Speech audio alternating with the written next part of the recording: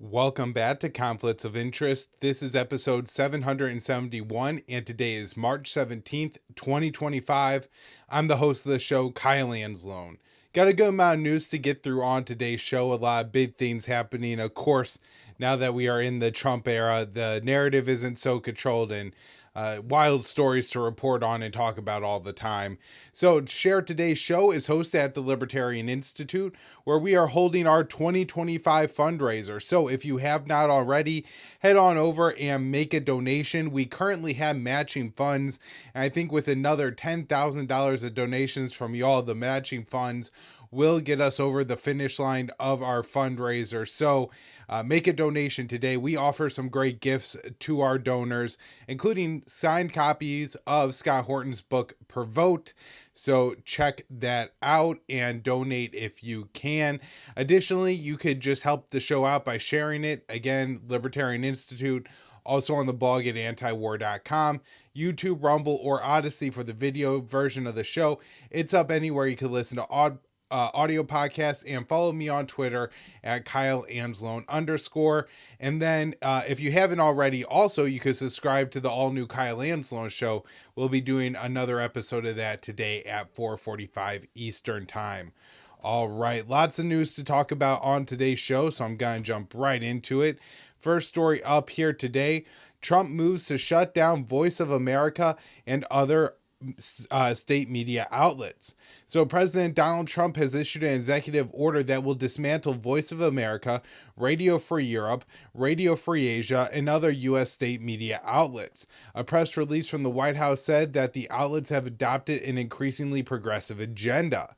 So on Friday, the president signed an executive order instructing the non-statutory components and functions of the following governmental agencies shall be eliminated to the maximum extent consistent with applicable law, and such entities shall reduce the performance of their statutory functions and associate personnel to the minimum presence and function required by law. The United States Agency for Global Media and the Woodrow Wilson Center for International Scholars were among the 7 agencies facing closure. The U.S. Agency for Global Media runs Voice of America, Radio Free Europe, Radio Free Asia. In a press release, the White House quoted a longtime Voice of America staffer, Dan Robinson, who claimed the outlet had adopted a progressive bias.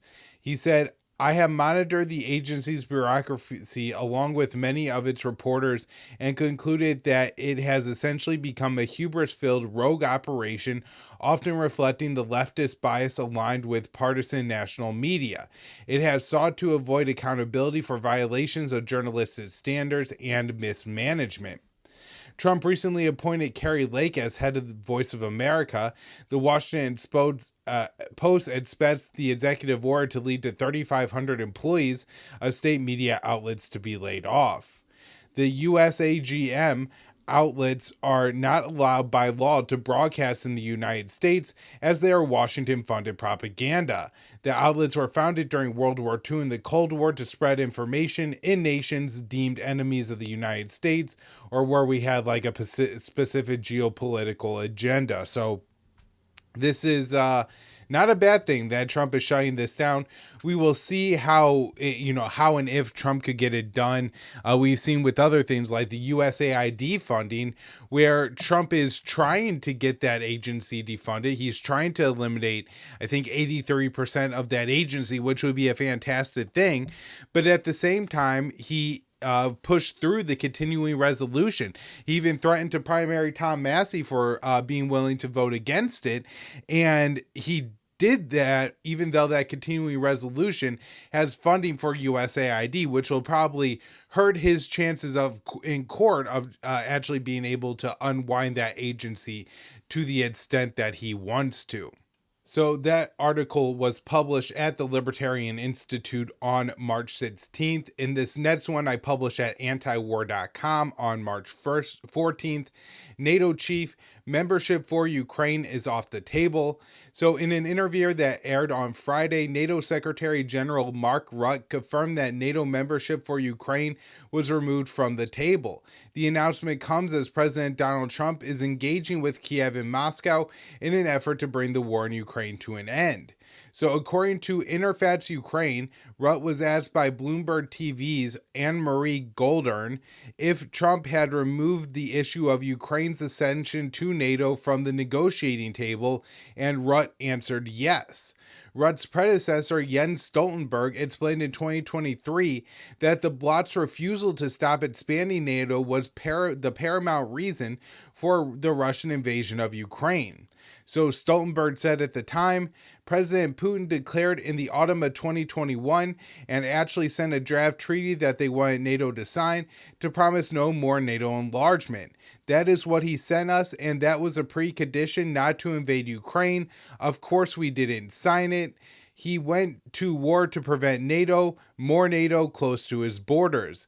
So this was Stoltenberg explaining that the war in Ukraine was because they wouldn't take NATO expansion to Ukraine off the table. And now we're getting the information here, is becoming clear, which was the whole time to independent observers who weren't indoctrinated or spreading the propaganda of NATO, Brussels, Washington, London, Kiev this whole time, that Ukraine was never going to remain a part of NATO, that Russia would take the territory to prevent that from happening if they needed to. And so this is the end of the war that we always knew was going to happen. The unfortunate thing is that hundreds of thousands, if not millions of Ukrainians died in this process unnecessarily. So in 2021, before the invasion, and in 2022, after the invasion, Putin was willing to negotiate with Washington, Brussels, and Kiev on Ukrainian neutrality to prevent or end the war. However, his overtures were rebuffed by the Joe Biden administration, which refused to negotiate on the issue of NATO expansion. While Washington and Brussels elected not to take membership off the table for Kiev, provoking the Russian invasion, NATO countries have not made a serious push to admit Ukraine as a member. In his interview with Bloomberg TV, Rutte went on to say that Europe could normalize ties with Russia once the war is over. It's normal if the war would have stopped for Europe somehow, step by step, and also for the US step by step to restore normal relations with Russia. Rutte argued that Trump's effort to engage with Russian President Vladimir Putin, something the Biden administration refused to do, has broken the gridlock and could provide a path to end the war. He stated the Trump administration, the president himself, broke the deadlock in this war because he started to negotiate with the Russians. I think that's a positive for Ukrainians.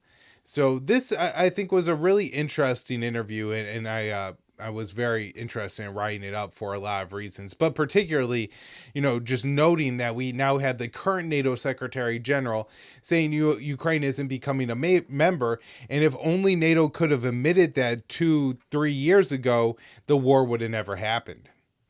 So next up here, Trump and Putin to discuss potential Ukraine ceasefire this week. So this one's from Dave DeCamp, March 16th, antiwar.com.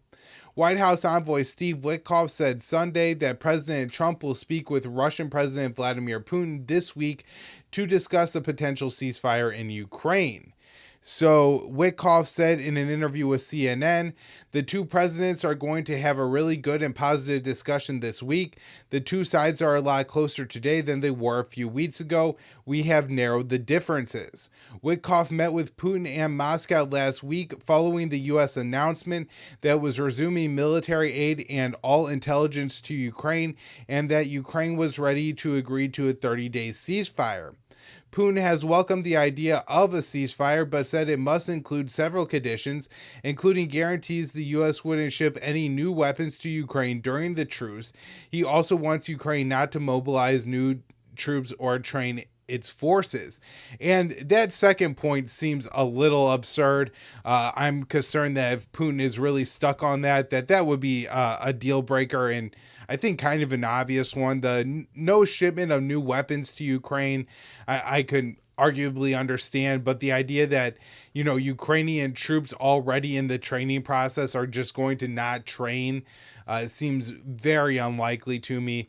Now, maybe they could come to some kind of agreement around Ukrainian troops, say, that are training in Germany or London or wherever, are not going to enter Ukraine during this period of the truce, or, they're not going to have a certain level of troop movements up to the front lines or something like that.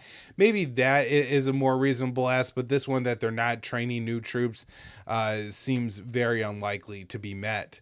So other Russian officials have made clear that they view the U.S.-Ukraine ceasefire proposal as a chance for Ukraine to rearm and stabilize its defensive lines, since the other offer came as Russia has a clear advantage on the battlefield and continues to make gains in eastern Ukraine. Russia has almost finished pushing Ukrainian forces out of Russia's Kursk Oblast. Trump said on Friday that he asked Putin to spare the lives of Ukrainian soldiers encircled in Kursk. I have strongly requested to President Putin that their lives be spared. This would be a horrible massacre, one not seen since World War II. Putin responded by saying that Ukrainian troops should surrender. In the event of a ceasefire and surrender, they will be guaranteed life and worthy treatment in accordance with the norms of international law and the laws of the Russian Federation. Russia has also made clear that it wants a long-term peace deal. The U.S. and Ukraine would have to recognize 4 Ukrainian oblasts annexed by Moscow as Russian territory. For their part, Ukrainian officials are insisting they won't cede any territory. So despite the differences, Witkoff expects a ceasefire to be reached within weeks. The idea to reach the truce and then start negotiating on terms of a longer deal. And I'm still not very optimistic about this for a number of reasons. I think there's a lot of ways that this could still end up falling apart, but it is maybe a positive step in the right direction. All right, next up here, this article I wrote for antiwar.com on March 14th. Israel, U.S. discuss expulsion of Palestinians with East African governments. So according to the Associated Press, Washington and Tel Aviv engaged in talks with 3 African governments on taking Palestinians after their removal from Gaza.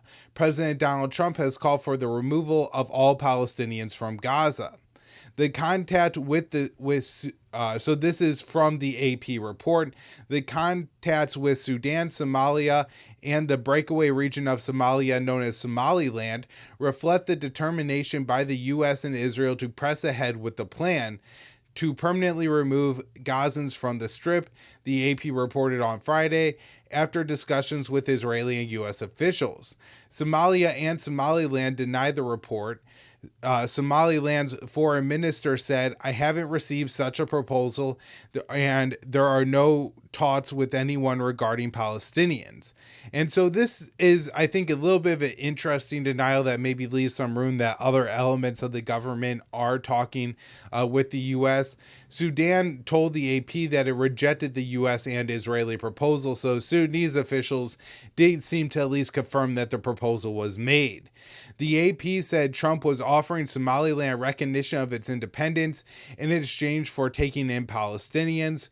Trump has said that he wants to clean out and take over Gaza in order to create the Riviera of the Middle East. The president explained that the proposal would call for the permanent removal and resettlement of the Palestinians. So Israeli Finance Minister Bezalel Smotrich said last week that Trump's plan is taking shape. He explained that if Tel Aviv expelled 10,000 Palestinians from Gaza per day, that the population would be removed in 6 months. Smotrich said that Tel Aviv and Washington are working on finding countries to accept the Palestinians. After the Israeli invasion of Gaza in 2023, Israeli Prime Minister Benjamin Netanyahu began seeking African countries to take Palestinians from Gaza.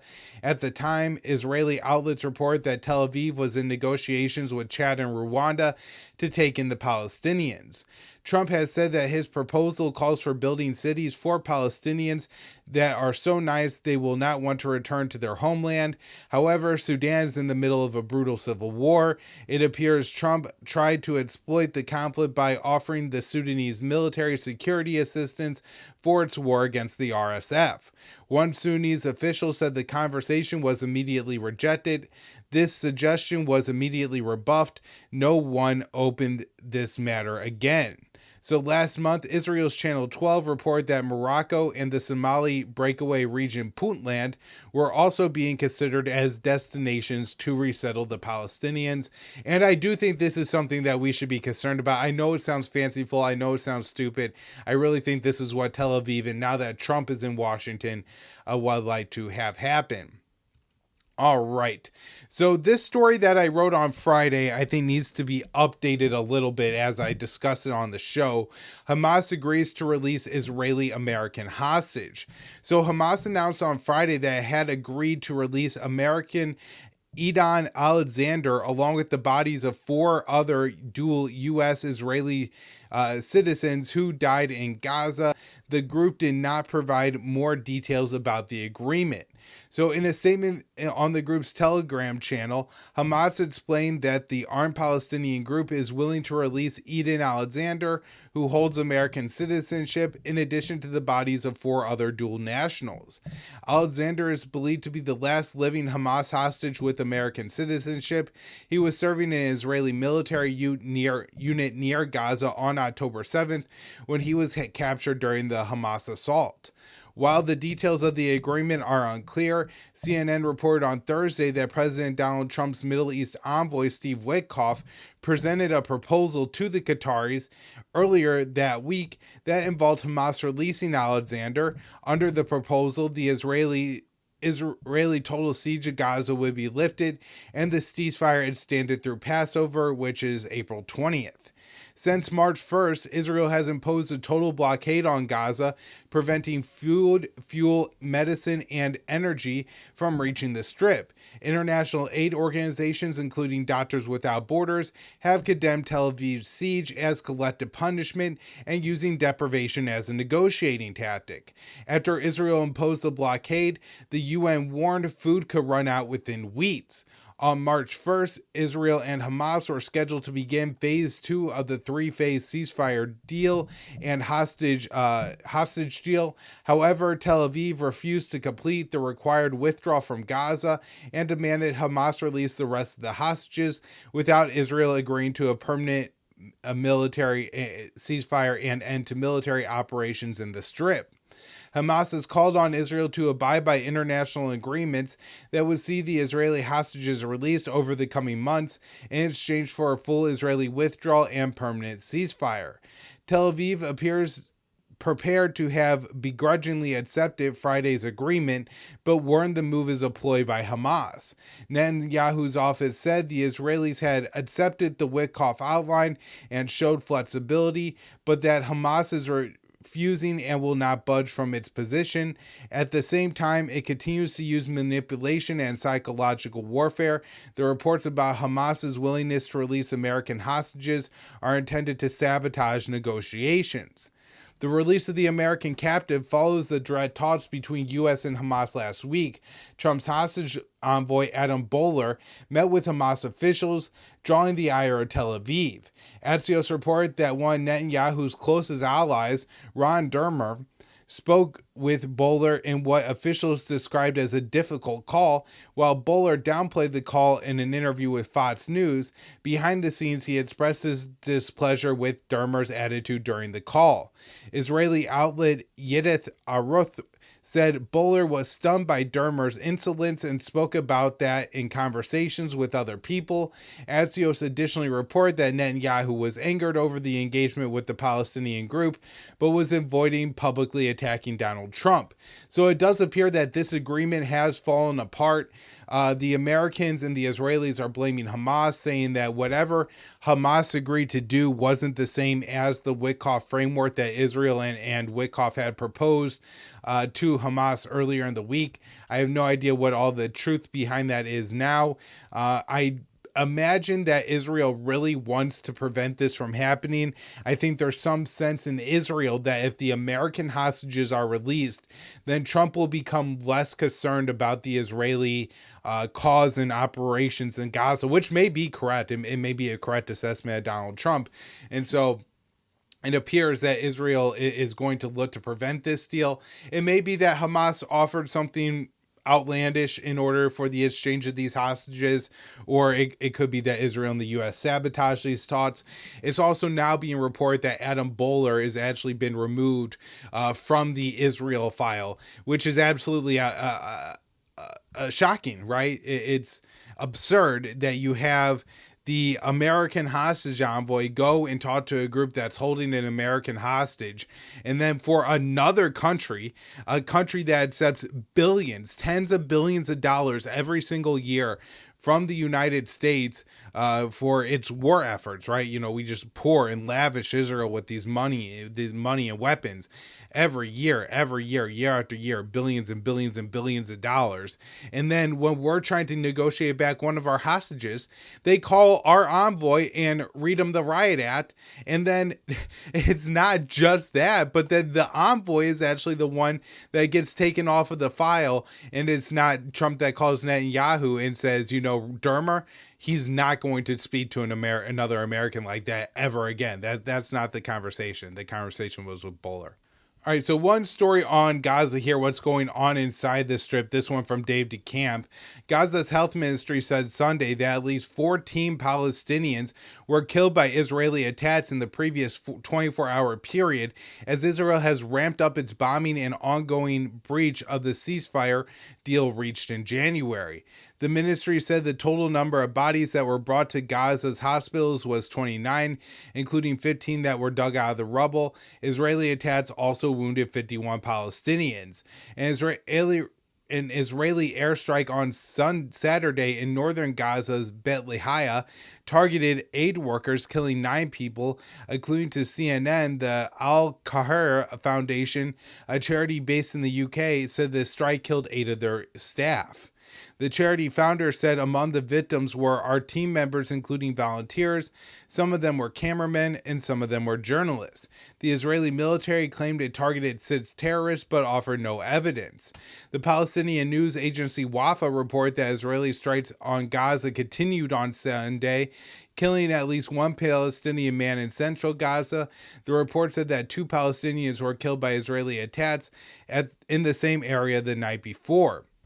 The Bet Lahia bombing on Saturday marked the single deadliest Israeli attack since the ceasefire deal was reached, but Israeli gunfire and drone strikes continue to hit Palestinians throughout the truce, killing now more than 150 since it took effect on January 19th. Israel has also violated the ceasefire by refusing to engage in talks on the second phase, which would have involved a full Israeli withdrawal and commitment to a permanent ceasefire. Since March 2nd, Israel has imposed a total blockade on all goods entering Gaza, another ceasefire violation. All right, so we also have some U.S. strikes in Iraq. U.S. says it killed ISIS second in command in Iraq airstrike. This one, Dave DeCamp, again on the 16th. The U.S. announced an airstrike in Iraq that claimed killed the deputy leader of ISIS. U.S. Central Command said on March 13th its forces conducted a precision strike on the Al-Anbar province, Iraq, that killed global ISIS number 2, chief of operations, and the delegated committee emir, Abdullah Maiki Masala al-Rafa, alias Abu Khaladin. So President Trump also announced the killing in a Truth Social post. Today, the fugitive leader of ISIS was killed in Iraq. He was relentlessly hunted down by our intrepid warfighters. His miserable life was terminated along with another member of ISIS in coordination with the Iraqi government and the Kurdish regional government. Peace through strength. So Iraqi Prime Minister Mohammed Shia al-Sudani also announced the Abu Khalid was killed, describing him as the deputy caliph of ISIS and one of the most dangerous terrorists in Iraq and the world. The U.S. has continued its military operations against ISIS in Iraq in recent years, despite the government repeatedly saying it doesn't need the U.S. help against ISIS remnants. In 2024, Prime Minister Mohammed Shia al-Sudani called for the withdrawal of U.S. and other foreign troops, and Washington and Baghdad entered talks with the U.S. presence. About the U.S. presence, and that hasn't amounted to anything yet, and I can't imagine it will under Trump, who will probably threaten all kinds of ridiculous economic penalties on Iraq if it attempted to kick out U.S. troops. So Jason Ditz here notes that the Israeli ceasefire violations in Lebanon continue. 3 civilians killed in Israeli strikes in southern Lebanon. And then in Syria, the Israeli defense minister says that the occupation of southern Syria will continue for unlimited time. And so they're basically talking annexation, a long-term occupation, and then annexation of this territory. And moving on to Yemen, where major U.S. attack in northern Yemen as Trump vows overwhelming lethal force. And I think the number of killed I saw may be up in the 50s, but I've seen reports in the 20s and then in the 50s here. Okay, so Dave has the latest update for this at antiwar.com. Yemen, U.S. airstrikes killed 53, including women and children. A major round of U.S. airstrikes that hit Yemen on Saturday killed at least 53 people, including women and children, Yemen's health minister said on Sunday. According to Yemen's Saba news agency, at least 5 children and 2 women were among the dead. Another 98 were wounded by the U.S. bombing, and the health ministry said many of the casualties were civilians, while the U.S. is claiming it killed multiple leaders of Yemen's Houthis, officially known as Ansar Allah. A total of 40 U.S. airstrikes were reported to hit Yemen, primarily focusing on the northern Sadr governorate.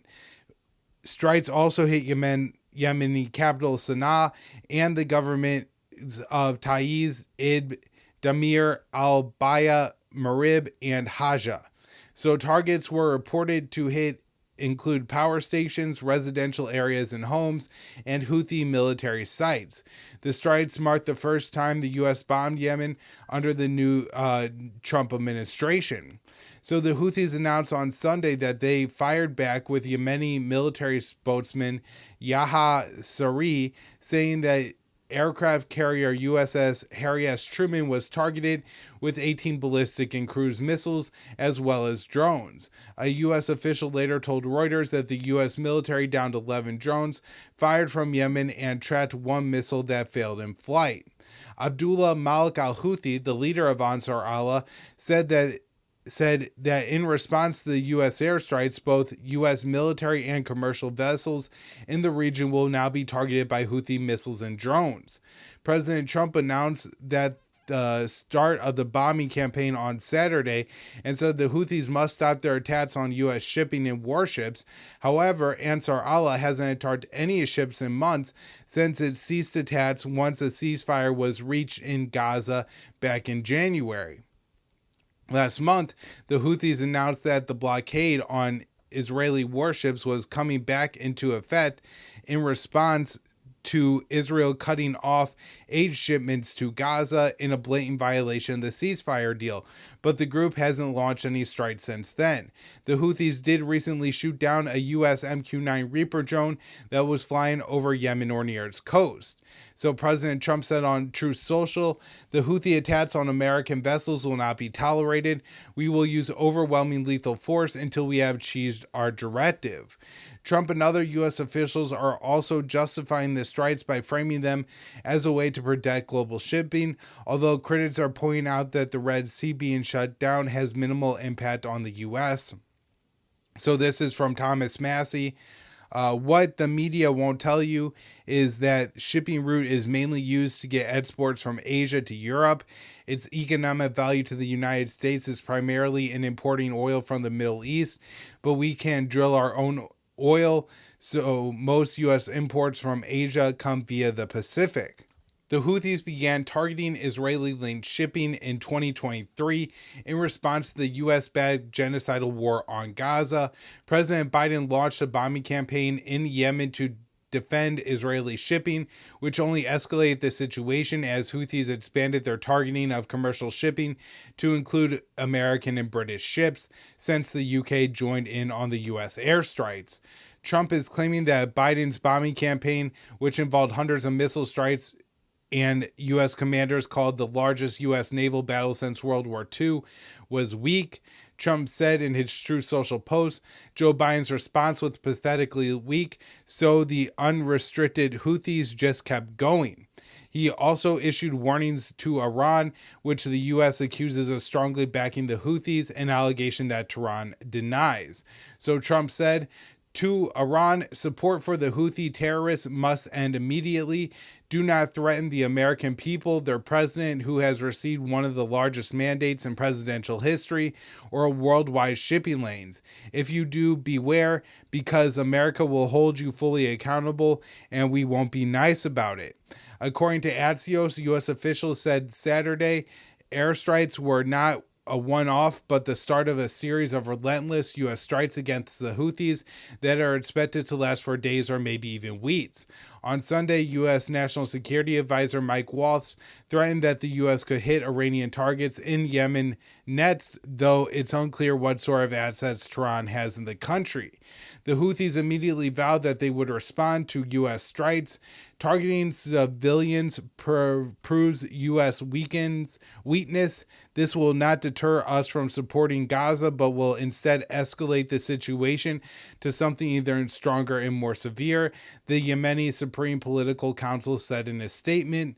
During his previous administration, President Trump supported a brutal Saudi-UAE war against the Houthis and used his veto power to kill legislation passed by Congress to end U.S. involvement in the conflict. According to U.S. numbers, which are considered a low estimate, the U.S.-backed war killed at least 377,000 people, with more than half of them dying from starvation and disease. And so last year, just want to note, the IRGC's vows decisive response to any threat after Trump's Yemen warning. So, we just went over Trump's warning to Iran, and the Major General Hassan Salmani, according to Iran's press TV, said, Iran will never be the initiator of war, but in the event of a threat, the response will be firm, decisive, and conclusive. And so this could, maybe lead to a war between the U.S. and Iran. Although I have to imagine that both sides feel that Yemen can't be important enough to go to direct war. But we will see. It certainly is concerning. Thank you all so much for tuning in to today's show. Again, another episode of the Kyle Anzalone Show today at 4:45. So be sure to subscribe to the channel. It's the top link in the show notes page. Thanks, everyone.